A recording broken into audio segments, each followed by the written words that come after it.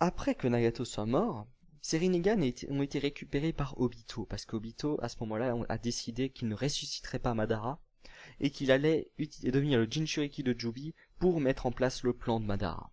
Et pour cela, il devait se lier au Gedomazo. Donc là, il avait deux obligations. La première, il devait obtenir un Rinnegan, premièrement, sinon il ne pourrait pas contrôler le Gedomazo. Et ensuite, il devrait s'implanter un de ces récepteurs de chakra afin qu'il puisse envoyer son chakra au Gedomazo pour le contrôler. Dans cette image, vous voyez que c'est à l'emplacement où il y a ces récepteurs. Déjà, les récepteurs ont poussé. Ça, c'est pas lui qui l'a décidé. Et la zone dans laquelle ils sont plantés devient entièrement noire.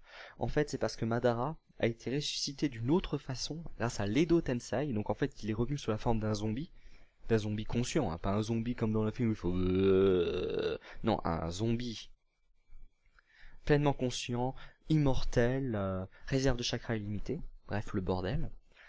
Et il envoie son chakra, puisque ces récepteurs de chakra ont été créés par sa volonté, il envoie directement son chakra dans les récepteurs pour les faire pousser, puisqu'ils réagissent au chakra, et insuffle sa volonté dans le corps d'Obito afin de le contrôler. Parce que son but est d'utiliser Obito pour le ressusciter. Pourquoi? Parce que Madara veut devenir le Jinchuriki de Jubi. Le problème, c'est qu'il ne peut pas le faire avec le corps donné par l'Edo Tensei, parce que c'est un corps de zombie. Il a besoin d'un corps vivant, et ça, seul le Rinne Tensei peut le lui donner, puisqu'il est mort. Donc il a besoin d'un utilisateur du Rinnegan pour utiliser le Rinne Tensei, donc ça veut dire se suicider, puisque cette technique prend la vie de l'utilisateur, pour ressusciter et devenir le Jinchuriki de Jubi. Comme il n'y a que Obito qui possède le Rinnegan à ce moment-là, il décide de contrôler Obito afin de pouvoir ressusciter. Mais finalement, ça ne se passe pas, il est interrompu et finalement, Madara ne ressuscite pas. C'est juste pour la petite histoire. Bien, maintenant nous allons passer à la deuxième partie, donc la deuxième caractéristique du Rikudo Sennin, à savoir la nature de chakra. Alors croyez-le-moi ou pas, les petites boules noires qu'il y a autour d'Obito sont des boules issues d'une transformation de nature de chakra. Ah, il faut me croire, il faut me croire.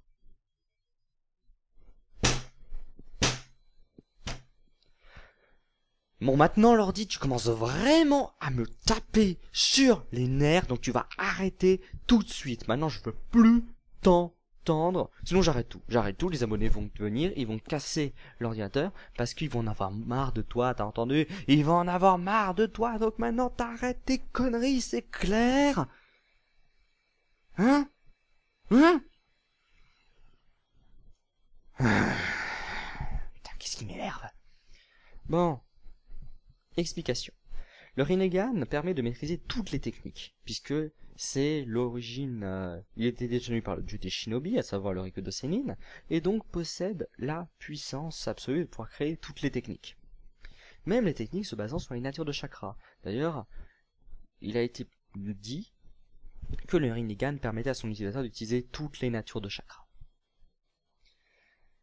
À savoir, donc, le feu, le vent, la foudre, la terre et l'eau, donc Katon, Futon, Spraiton, Doton et Suiton. Mais les boules noires, eux, ne contiennent pas un seul type. Et pour cela, je vous envoie directement voir cette vidéo, à savoir la vidéo sur les Kekai Genkai qui parle directement de ces mélanges de chakras. Mais j'espère que vous attendrez d'abord d'avoir fini cette vidéo, hein? S'il vous plaît, ne partez pas tout de suite. S'il vous plaît, restez sur la vidéo. S'il vous plaît. S'il vous plaît. Bon, j'arrête, je continue. Il faut savoir que ces substances sont noires et, comme on peut le voir, ne suivent pas vraiment une méthode conventionnelle par rapport aux natures de chakra. En fait, le troisième Hokage, Hiruzen Sarutobi, s'est amusé à analyser cette technique et est donc arrivé à la conclusion qu'il s'agit d'une combinaison élémentaire ressemblant beaucoup au Kekai Tota, comme le Jinton, qui est la technique basée sur la poussière utilisée par le troisième Tsuchikage Onuki, mais qu'elle est beaucoup plus versatile, comme s'il y avait un aspect liquide Donc de l'eau en plus, hein, sachant que le Jinton est déjà composé de feu, de terre et de vent. Donc on rajoute alors l'eau. Et que donc ça le rend extrêmement puissant. Moi je vais plus loin et je dis qu'il y a aussi de la foudre dedans. Ces trois combinaisons pourraient expliquer l'aspect noir des boules en fait. Puisque ça serait une combinaison qui ne se limitera pas juste à 4 et un mélange de 4 couleurs. Là on arriverait vraiment à un mélange de 5 couleurs qui pourrait donner un noir. Normalement ça devrait donner du blanc. Mais on peut dire que ça donnerait l'opposé et que ça donnerait du noir. En résumé, du feu, plus de l'eau, plus de la foudre, plus du vent, plus de la terre, ça donne une arme cheatée. Parce qu'il faut savoir que ces armes surpassent un Kakaitota qui déjà peut détruire n'importe quoi au niveau de la structure moléculaire. Donc c'est déjà pour dire.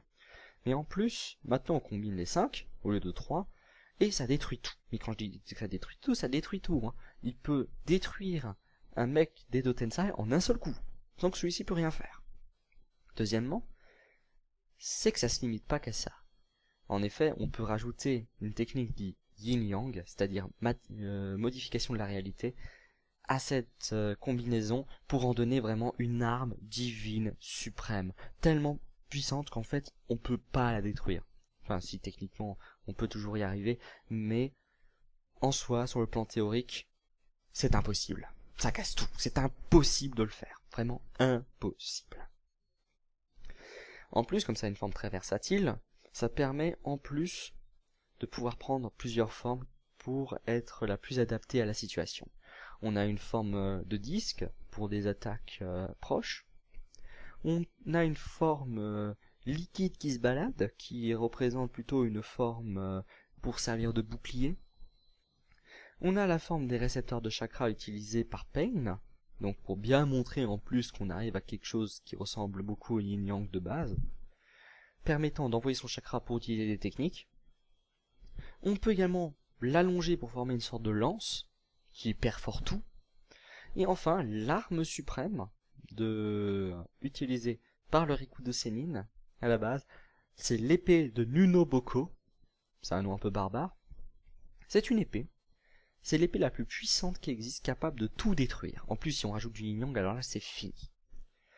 Faut savoir en plus qu'avec le yin-yang, le Jinchuriki de Jubi peut annuler toutes les techniques. C'est-à-dire que même un zombie créé par l'Edo Tensei, qui est censé être immortel, peut mourir parce que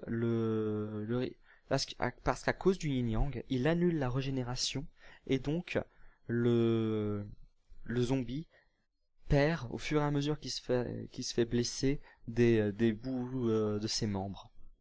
Et donc il va se retrouver au bout d'un moment avec rien et va donc tout simplement mourir, même si c'est un zombie. Ça peut annuler absolument toutes les techniques. Mais quand je dis toutes, c'est toutes. La seule chose que le yin-yang ne peut pas annuler, c'est le senjutsu. Alors pourquoi il ne peut pas annuler le senjutsu? C'est parce que le senjutsu n'est pas du ninjutsu de base, puisque ça combine un troisième élément, à savoir l'énergie naturelle, et le yin-yang ne peut annuler que les techniques à base de yin-yang, à savoir d'énergie physique et d'énergie spirituelle. Donc si on rajoute un troisième élément, on immunise les techniques à ça, et donc instantanément on inhibe, et en plus, à ce moment-là, on peut détruire les techniques, puisque ces techniques ne peuvent être brisées qu'avec du senjutsu. Donc voilà, on passe à la suite, à savoir la transformation de Jinchuriki. Il faut savoir que pour utiliser tous ces pouvoirs, il faut être un Jinchuriki, le Jinchuriki de Jubi. C'est logique, le Rikudo Sennin a scellé le Jubi en lui pour pouvoir obtenir tous ses pouvoirs. À la base, c'est pas pour ça, à la base, c'est juste pour protéger le monde de la dévastation. Non, je vais pas continuer. Et donc, il devient ce qu'on appelle un Jinchuriki. Alors, Obito, quand il a scellé le Jubi en lui, a pris une forme physique différente. Déjà, il est devenu intégralement blanc.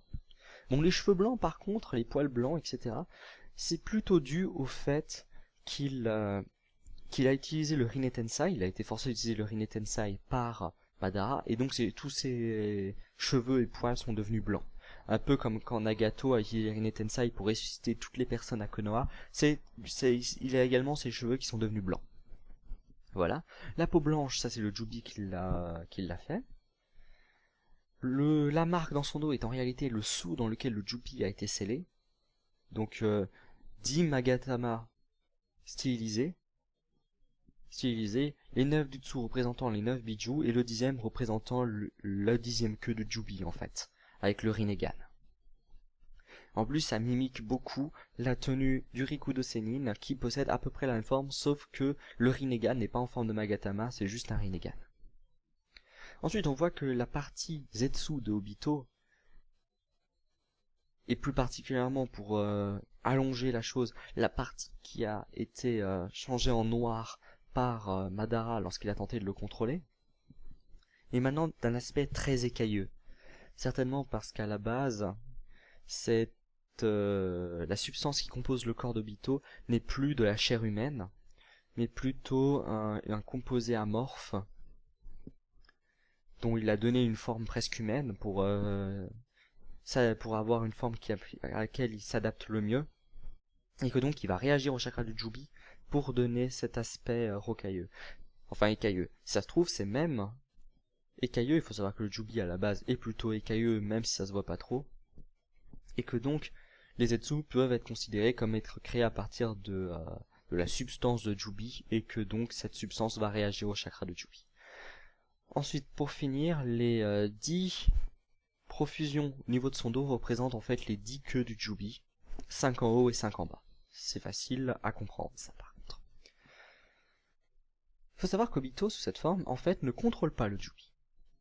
Il faut savoir que le Jubi est extrêmement puissant et que donc il fallait s'attendre, étant donné qu'il réagit un peu plus comme un animal et qu'il n'a pas de véritable pensée, qu'il va tenter de se libérer. Un animal en cage, au début, il tentera toujours de sortir. Donc il va essayer d'en sortir et pour cela il va essayer de briser l'esprit d'Obito afin de prendre le contrôle d'Obito et de le transformer en Jubi pour à nouveau faire un carnage. Donc au début Obito est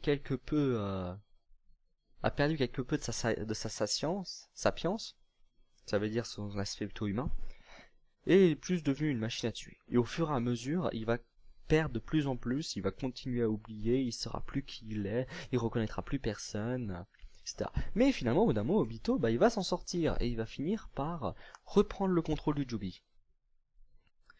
En prenant le contrôle du Jubi, il va avoir des modifications drastiques. Déjà, les 10 profusions vont changer d'emplacement. Les 5 qui étaient dans son dos, en haut de son dos, vont maintenant se retrouver autour de son cou. Un peu comme pour faire un col de manteau. Et enfin, les 5 profusions qui étaient en bas, les 5 excroissances qui étaient en bas, vont se retrouver plutôt au niveau, juste en dessous du col, et vont former des longs prolongements qui vont ressembler beaucoup à un manteau en fait. On ne le voit pas forcément ici à cause du fait qu'on voit assez bien que c'est vraiment quelque chose qui sort du corps, mais de dos par exemple, on peut vraiment avoir l'impression qu'il s'agit d'un manteau en fait. Il va également avoir un meilleur contrôle de ses techniques, avoir des cornes qui vont lui poser sur la tête, des Magatama comme ceux de Naruto qui vont apparaître juste en dessous du col, pouvoir matérialiser plus de boules noires et les contrôler en forme beaucoup plus facilement. Et bien sûr, il pourra également libérer le Jubi comme il l'entend. Il faut savoir que lorsqu'il va libérer le Jubi va être une entité séparée de Obito, mais que Obito va contrôler, puisqu'il s'agit de l'endroit où réside le Jubi, et en fait c'est juste une matérialisation du Jubi qu'il contrôle. Il le contrôle intégralement, il peut lui faire faire ce qu'il veut. Par contre, si Obito perd le chakra du Jubi ou n'a plus vraiment le contrôle sur celui-ci, il va perdre également le contrôle du Jubi, qui pourra donc faire ce qu'il veut. Même si on imagine qu'on enlève le chakra des Biju présents dans Obito, à ce moment-là, le Jubi libéré n'aura plus le chakra C'est comme en fait si le Jubi pompait le chakra d'Obito en fait pour pouvoir faire bouger sur le champ de bataille. Et donc si on enlève le chakra d'Obito, il ne peut plus pomper de son chakra présent dans Obito et donc il va cesser de bouger en fait. Il va complètement s'immobiliser. D'ailleurs, si on fait une petite comparaison avec Obito et Naruto lorsque celui-ci prend le contrôle du chakra de Kyuubi en formant un pacte avec lui, ça fait très démoniaque d'ailleurs si on prenait d'un côté complètement chrétien le fait de s'allier à un monstre pour devenir plus fort. On voit les Magatama en dessous du col, on voit le col, on voit la forme du manteau. Sur Naruto, le sceau contenant le Kyuubi se trouve sur le ventre, tandis que pour Jubi c'est dans le dos.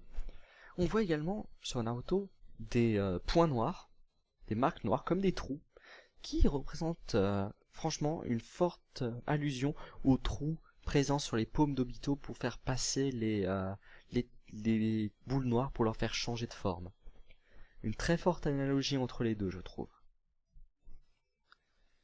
Bien, maintenant nous allons passer au quatrième élément qui est un pouvoir caché que personne à mon avis n'avait pensé, c'est le Senjutsu. Alors vous allez tous vous tourner vers moi et me faire le Senjutsu. En quoi le Ryudo Sennin maîtrisait le Senjutsu? Tu te fous de ma gueule, là c'est n'importe quoi. Restez cool, je vais vous expliquer. En fait le Jubi a deux formes. La forme que l'on connaît le plus, qui est une forme bestiale, qui est la forme à droite, mais une autre forme également qui est sa forme d'origine. Sa forme d'origine est en fait un arbre, le Shinju, qui on pourrait traduire par arbre divin, arbre dieu. Le Shinju qui est un arbre gigantesque, qui est la forme d'originelle du Jubi et qui est d'ailleurs la forme que Akatsuki, plus particulièrement Obito et Madara, cherchent à redonner à Jubi, au Gedo-Mazo, pour pouvoir utiliser le Tsukuyomi infini pour emmener tout le monde dans un monde de rêve où il n'y aurait plus de mauvaises choses que des bonnes choses.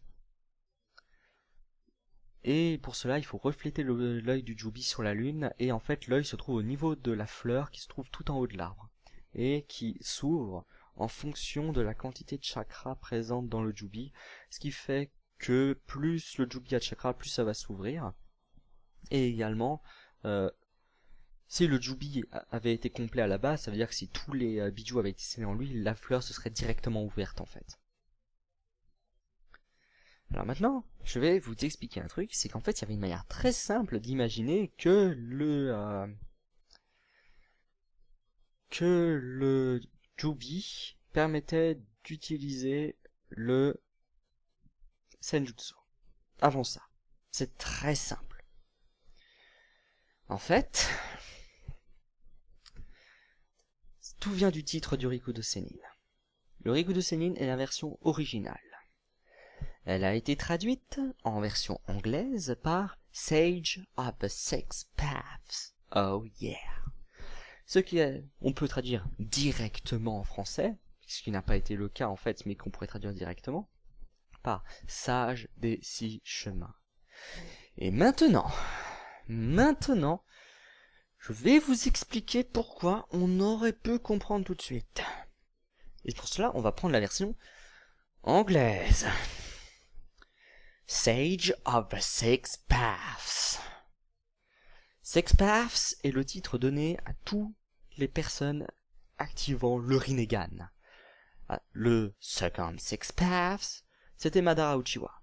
Le Third Six Paths, c'était Nagato. Et on peut même imaginer, même si ça n'a jamais été dit officiellement, que le Fourth Six Path, c'est Obito. Et Sage. Putain de bordel de merde. Sage. En anglais, on peut transformer ça en Sage Mode. Le mode ermite. Putain, pourquoi personne ne l'a vu? Pourquoi? C'était si facile. Pourtant, bande d'abrutis, vous êtes incapables de discerner ça. Vous êtes des merdes. Vous êtes des merdes. Vous avez compris? Vous êtes des merdes. Ah.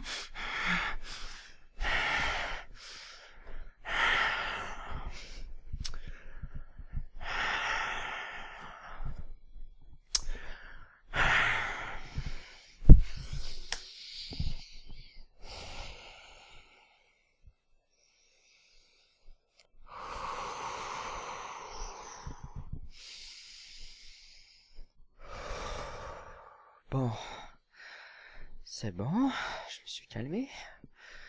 Bon, on va continuer. Bon, je vais vous expliquer pourquoi de cet arbre, le Shinju, on est passé au Jubi.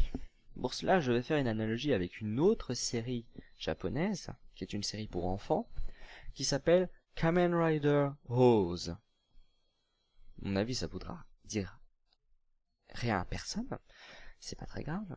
Ça, c'est Kamen Rider Hose, le personnage principal de la série. Si vous regardez le truc qui lui sert de ceinture, il y a 3 médailles de différentes couleurs. En fait, ces médailles font partie de ce qu'on appelle un set, un ensemble, et de 10 médailles, qui sont 10 médailles de même couleur, avec des petites variations de ton, mais en général d'un même ton de couleur. À savoir rouge, jaune, verte, bleue, grise et violette. Ici nous avons donc les pièces violettes, et donc ces 10 pièces s'appellent des Core Medals. Ces Core Medals possèdent un immense pouvoir. Le problème, c'est qu'en général, elles sont représentées par 10,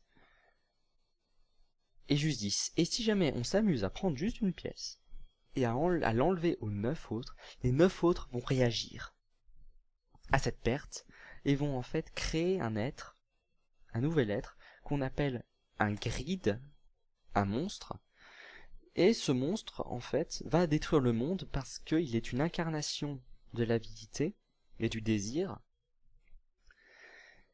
Et comme il n'est plus dans un état complet parce qu'on a retiré la 10e pièce, la 10e médaille, il va essayer de compenser en absorbant tout ce que le monde a à offrir pour atteindre cet état de plénitude, mais en réalité il ne l'atteindra jamais, mais son instinct le pousse quand même à le faire.